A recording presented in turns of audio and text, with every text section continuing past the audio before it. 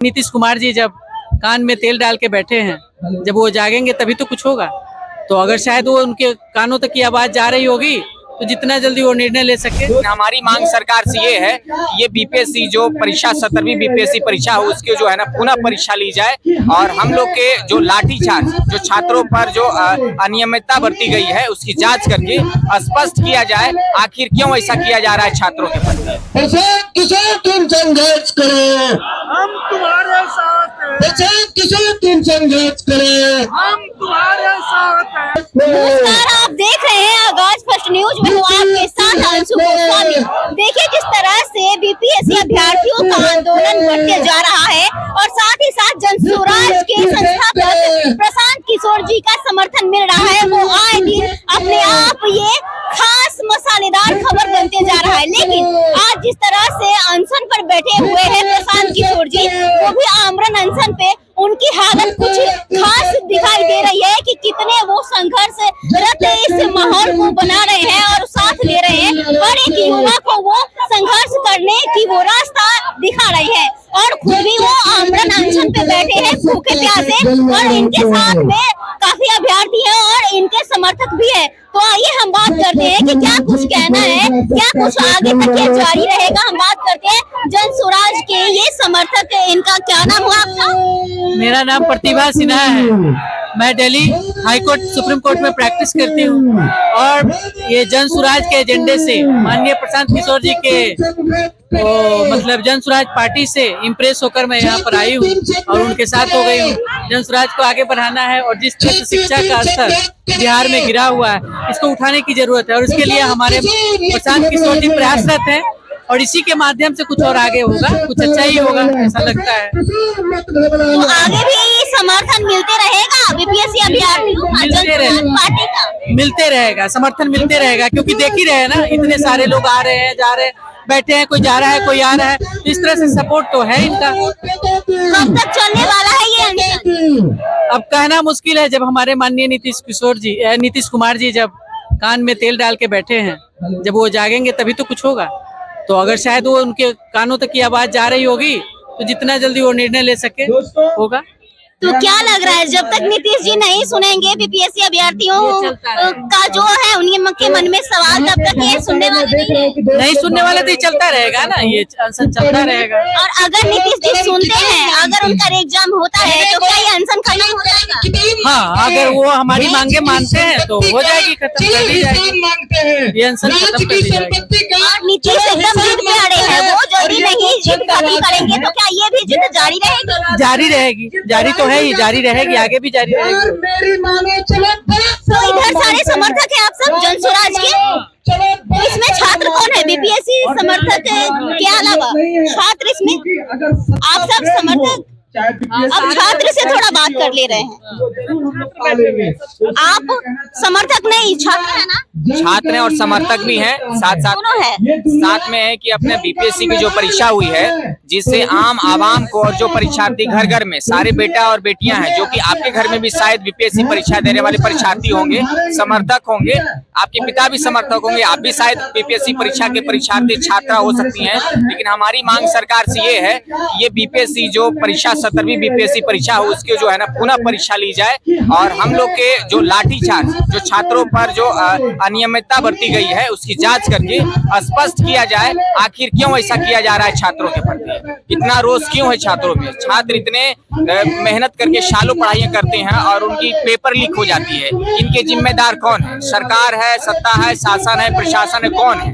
मैं जवाब सरकार और सत्ता प्रशासन सबसे मैं पूछना चाहता हूँ कि मैं शांति अनशन पे हम लोग बैठे हुए हैं, मैं सरकार से एक ही आह्वान हाथ जोड़ के कहता हूं कि इसका कारण क्या है, क्या करना चाहती है सरकार? बच्चों को बेरोजगार बनाना चाहती है, बच्चों को अशिक्षित बनाना चाहती है और हम तो यही चाहते हैं कि बच्चा अच्छा, सरकार का कहना है कि बच्चों की सबसे पहली प्राथमिकता हमारी पढ़ाई है, एजुकेशन है। क्या एजुकेशन रहेगी जब हम पढ़ रहे हैं, हमारी परीक्षा लीक हो रही है? बच्चों को बेरोजगार बनाना चाहती है, बच्चों को अशिक्षित बनाना चाहती है और हम तो यही चाहते हैं कि बच्चा अच्छा, सरकार का कहना है कि बच्चों की सबसे पहली प्राथमिकता हमारी पढ़ाई है, एजुकेशन है। क्या एजुकेशन रहेगी जब हम पढ़ रहे हैं, हमारी परीक्षा लीक हो रही है? हमसे पहले लोग पास कर रहे हैं। कह रहे हैं कि हम एग्जाम लेंगे बापू परीक्षा सेंटर का, तो फिर इसमें अब क्या दिक्कत है?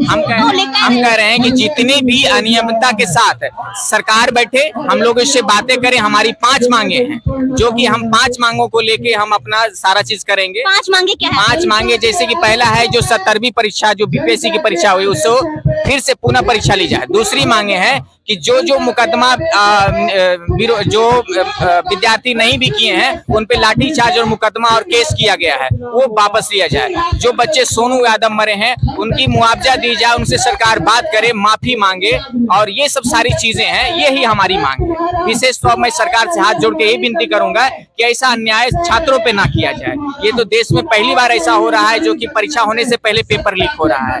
अब तो ज्यादा मैं कुछ नहीं कर सकता हूँ, मैं तो सरकार से निवेदन ही कर सकता हूँ। मैं छात्र हूँ, मेरा तो कुछ है नहीं, मेरी तो सारी पूंजी मेरी पढ़ाई है, मेरी पूंजी तो पढ़ाई है। तो मैं सरकार से यही विनती करता हूँ जो सत्ता में भी हैं, तो उनसे मैं वही विनती करता हूँ कि वो फिर से परीक्षा। हम लोग बुक में पढ़ा करते हैं कि शिक्षा लिया करते हैं बुक से, और जो शिक्षा का जमीन पे परिचय करने का समय है, तो वही प्रयास वही कि जो जितना क्षमता है उसके अनुसार अपना उसका ये क्या उनके तरफ से कहा जा रहा है कि हम बापू परीक्षा सेंटर का एग्जाम करवाएंगे, तो अब क्या आप लोगों की शिकायत है? मैम कोई भी ये समझदार आदमी से जो हमारा प्रश्न है उसको सुना दीजिए। कोई भी समझदार आदमी, मेरे नहीं, कोई भी यहाँ पे समझदार आदमी से जो हमारा प्रश्न है अगर वो जेन्युइन नहीं है तो वो खारिज करे हमें।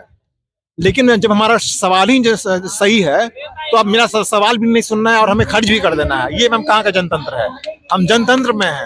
तो निवेदन है सत्ता हमारे माननीय मुख्यमंत्री से कि हमारे प्रश्नों को सुने, तो कम से कम खारिज कर दे। बाद में उनको खारिज करना होगा, लेकिन जनता के सवालों को सुनना नहीं है, बिना सुने में खारिज कर देना, ये कहाँ का जनतंत्र है? तो क्या लग रहा है आपको, ये जन स्वराज का समर्थन आप सबको मिलता रहेगा या ये जो अनशन चल रहा है जारी रहेगा?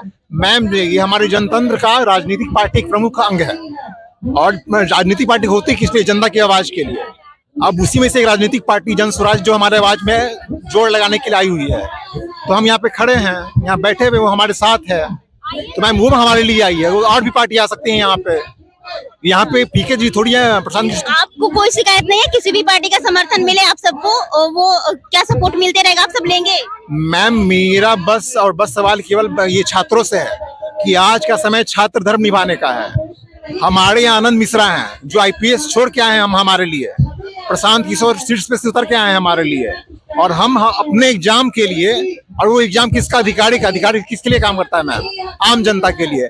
कल को आपके अस्पताल में समस्या आने वाला है, कल को आपके स्कूल में समस्या आने वाला है, कल को आपके रोड पे समस्या आने वाला है। तो मैम आपका समस्या और आप आवाज नहीं उठाइएगा तो मैम ये कहाँ का? और हम तो जनतंत्र का बात करते हैं, अपने अधिकारों का बात करते हैं, अपने हक का बात करते हैं। तो कम से कम छात्रों को तो समझना पड़ेगा ये चीज कि हम तो पढ़ने वाले हैं, समझने वाले हैं, तो हम नहीं बोलेंगे कौन बोलेगा मैम?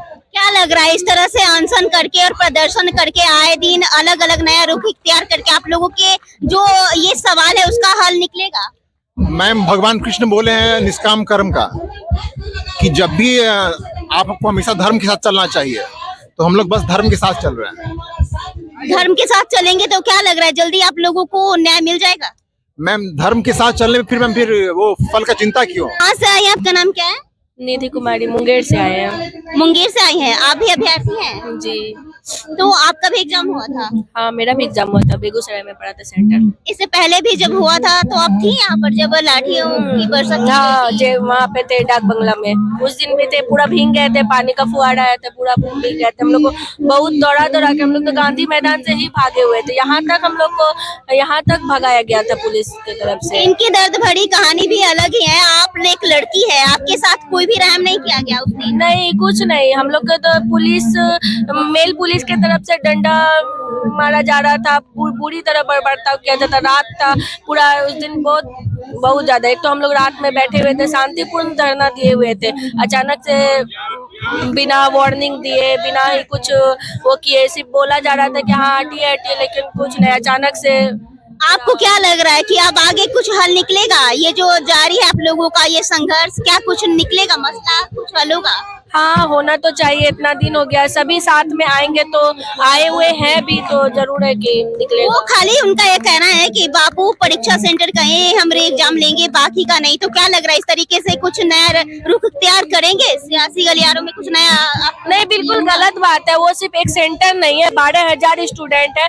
एक सेंटर में करीब 500-600 स्टूडेंट है, तो 3-4 जिला के बराबर का स्टूडेंट है। आप क्या चाहती हैं ये बताइए? हम बस री एग्जाम चाहते हैं, ट्रांसपेरेंसी के साथ री एग्जाम चाहते हैं। और क्या री एग्जाम के लिए जब तक सरकार मान नहीं जाएंगी तब तक रुकेंगी या जारी रहेगा आप सबका इसी तरह? हाँ, जारी रहेगा, जब तक नहीं मानेंगे तब तक जारी रहेगा। देखिए किस तरह से लगातार धरना प्रदर्शन जारी है। अब ये आमरण अनशन का रुख इख्तियार कर चुका है और प्रशांत किशोर किस तरह से लगातार आमरण अनशन पर है, हमारे सहयोगी आपको दिखा रहे हैं विजुअल के माध्यम से। देखिए प्रशांत किशोर अब एकदम लगातार अब लग रहा है कि वो कई दिनों से सचमुच कुछ खाए पिए नहीं है और पूरा वो अब जिस तरीके से सीरियस मूड में आ गए हैं, अनशन को जिस तरीके से वो आगे बढ़ा रहे हैं, दिख रहा है कि सचमुच प्रशांत किशोर दिलो जान से अभ्यर्थियों के साथ है और बिना कुछ खाए पिए उनका समर्थन कर रहे हैं। काफी सारी संख्या में यहाँ पर उनके समर्थक हैं, तो साथ ही साथ बीपीएससी अभ्यर्थियों की तादाद भी यहाँ पर काफी लंबी है। और अब ढोल नगारे और गान के साथ भी हर कोई अपने सुर को बढ़ा रहे हैं और अपने संघर्ष को जारी रख रहे हैं। तो जिस तरीके से ये पटना का गांधी मैदान एक अलग रुख इख्तियार कर चुका है, बिहार में एक बार फिर से जेपी आंदोलन की जिस तरीके से शुरुआत हुई, अन्ना हजारे की जिस तरीके से आंदोलन को अंजाम दिया गया, बिहार में भी उसी आंदोलन को आगे बढ़ाने की एक कोशिश जारी दिखाई दे रही है। एक अलग ही नजारा यहाँ पर देखने को मिल रहा है, जो कि अपने आप में बयां कर रही है कि बिहार की जो मिट्टी है वो वाकई में क्रांतिकारी है। ये रुख कहाँ कब तक कितना आगे जाएगा, अलग रुख इख्तियार करेगा, ये कहना नामुमकिन होगा। इन लोगों की मांग है बीपीएससी अभ्यर्थियों की कि जब तक इनकी मांगे पूरी नहीं की जाएगी, यानी रेगी एग्जाम नहीं होगा, तब तक ये सब पीछे नहीं हटेंगे और जितना ज्यादा हो सके ये सब संघर्ष करते रहेंगे। और क्या इनका कहना है, हम धर्म की लड़ाई लड़ रहे हैं और धर्म की लड़ाई में हमें पूरा विश्वास है कि न्याय जरूर मिलेगा। बस इस तरह की खबरों को देखने के लिए देखते रहे आगाज फर्स्ट न्यूज। शुक्रिया।